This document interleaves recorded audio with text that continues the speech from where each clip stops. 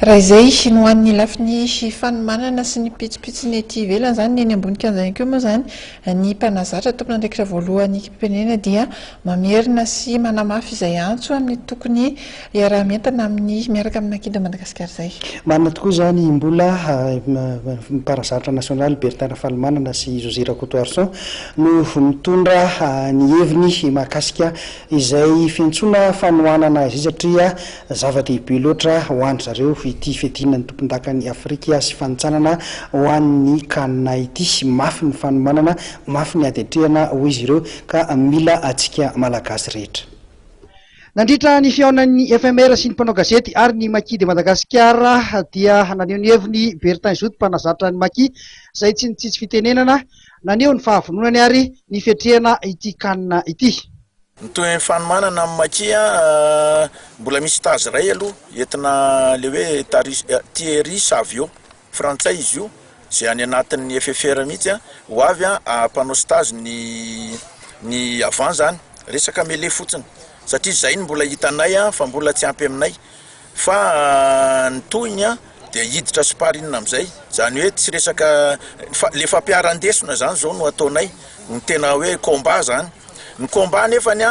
tsy ampitsony le hoe izay samyzay zay moa lasa fiseho an-tany Atsirabe fa nyrinay hoe mba sélection Atsirabe ary zay ny angana taty kanjo no tonga tany moa tsy tonga ny sélection Atsirabe tsy nentina andray anjara andray ka ny am'izao fotoan'izao dia mitady sparinina be dia be zay ny angatahanay voalohany dia ny top 14 mba hanampy anay ajanony aloha zay championnat any fa le faso aloha mba apio zay satria matetika dia hoe raharaha-pireneny ty sakambinina angamba aloha zay any tena fa mila loloavina ny firenena ka dia mangataka zay amin'ny top 14 mba apio aloha zay amin'ny sparinina sahanay miodina amin'ny rehetrarehetra ary rarinay mihitsy miodina amin'ireo ekipa 4 reo na anao sélection tsororo na tsy telitely na tsy efatrefatra tena fanrinay zay satria ny deux parties ny entraînement sparinina zay ny tena entraînement be indrindra fa raha ihana desony eto foana ary zay dia tsisy fampiarana dia zava-poana ihany za zany dia mametraka miaraka amin'ny fédération ny teniko tamin'ny Makis dia zao zay anao top 14 zalahy dia manaova top 14 zay anao Makis dia mijanona aty amin'ny Makis fa ny programme dia ny lalana ny objectif dia ny coupe du monde ka raha ohatra tsy mandrara ny top 14 zany zahay aty amin'ny staff technique amin'ny Makis fa mahazo manao izy fa kosa ny mpilalao an'ny Makis oka izy tena mba hanomana izay zavatra tokony ataony misy moa ny tournoi en la Réunion ionana amin'ny France amateur dia efa manampy atsika zany ny any velany ho avy ny frantsay ho avy eto izy ho avy ny France amateur sélection la Réunion manampy atsika fa maninona ny eto toerana ny tsy manampy io tsisy problème resina Makis ve dia mampalahelo atsika tsisy any médecine angambany fa ny mpijery raha mety ho faly hoe io fa mifanampy ny samy bandy zay angamba ny zavatra ray fanampiana manaraka zay ny any amin'ny top 14 ny any velany ny inona moa zany ny velan'ny rugby io moa tsisy velantsony am'izao satria efa samy raharaha-pireneny zay tsisy olona ny velantsony tsika samytsika ny eto ohatra manalasala ihany moa ny teny zavatra na angataka zavatra fa ny anay dia zao hoe zay aloha tsy malala fa tsy zay ny herin'ny tenanay aloha ny voalohany tsy afaka hanampy anay koa Andriamanitra raha tsy manampy ny tenanay zay fa akoatr'izay nefa ny tsy maintsy miangavy ihany zay ho an'ny rehetrarehetra ny mpijery aloha voalohany fantatra hoe misy ny fahantrana misy ny rehetrarehetra fa na izany ara mila ny fanampiany mpijery zay efa eniny mpitondra koa zay hoe mantra ny vahoaka ahodiko indray zany ny fanampiana amin'ity misy ny fanampiana direct avy any amin'ny fanjakana milahy be tena raisinay an-tanandroa fa ny fanampiana hafa indray sokafany zone industriel mba priorité eto an-tanàna any dolo nge mpanohana amin'ny Makis rehefa mahazo vola mpiasa ny zone sy ndretrarehetra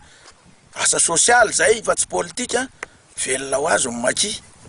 satria ny mpanohana rehetra miditra mpijery zanyko na 50,000 ary io tonga mpijery fa mpijery nge rehefa mantra na 10,000 ary io tsy tonga izy ka nay zay ny anay zay rehefa tsy hen'ny mpitondra fanjakana direct ny fangatahana hoe mba apio zay Makis dia aloha iodina indray ny fa sokafany zone fa misy mpanampy anay io apio ny mpakafy anay zany dia velona ho azy zay fa raha ohatra tsy vita zay mavita an'io zay alainay io vitanay io na misy mpanampy zay na tsisy mpanampy. Mafy ty ady ity hoy José kapiteny Makis ka mila anareo vahoaka malagasy izahay anohana ny Makis. Zay zoery de zavatra mbetimbety tenanay moa zany de no any amin'ny coupe du monde nefa moa raha ho any amin'ny coupe du monde zay izay manao an'le izy fa amin'ny firenena raha ihany ka ny tianay atongavana zany de mba jereo zay surtout ireo olona malala-tanana sy mpitondrana fandrakana mba hanampy anay araka zay hanampiana ny retsaretsa zay mety aminay zay zany zavatra mba hoe takinay tsy hoe tsisy an'izay de tsy hanao baoly zay fa zay tena ezaka ny anao an'izay zavatra tsatsiny herinay sy ny zavatra ataonay eto fa raha ny entraînement eto ary nge fa tsy de hita firy hoe nareo tsy de mety tsy mahita fa zay tena efa miezaka manao tena maximum mety na physique io na moral araka ny retsaretsa ka noho izay zany de manao antsoavo nisy moa teo aloha zany fitondram-pandrakana zay nanampy anay ka raha mbola vonona izy anampy anay mbola tianay zany ary ny ankehitriny zany mba rarianay mba ho tonga sy mba hien'ny antsonay satria avetika ihany zany fa ty firenena ray atsika retsaretsa fa tsy anay makirery ihany reva mety fanampiana fa tsy ary voatanisana eto fa zavatra hoe na ara-boly na ara-pitaovana ilaina daholo na ara-tsakafo satria izay tena mezaka maximum mihitsy ato ny entraînement ke tenenay raha hoe fa adondro sasany isan'andro nefa zay zany mba mila hoe mba etanina kely an'le olona retsaretsa zay malala-tanana mba hanampy anay amin'ny retsaretsa. Mbola hiatrika lalao fitsapana maromaro moa ny Makis mialoha ny hiatrehany ny faninanana izay ikatrohana amin'ny Zimbabwe, Kenya, Namibia ary Madagasikara. Iray amin'ireo zany no hiady laharana handeha ho any amin'ny fidinan'ny tompon-dakoka eran-tany amin'ny taona 2024 izay ho tanterahana eto amintsika izany lalao fanitsanana izany.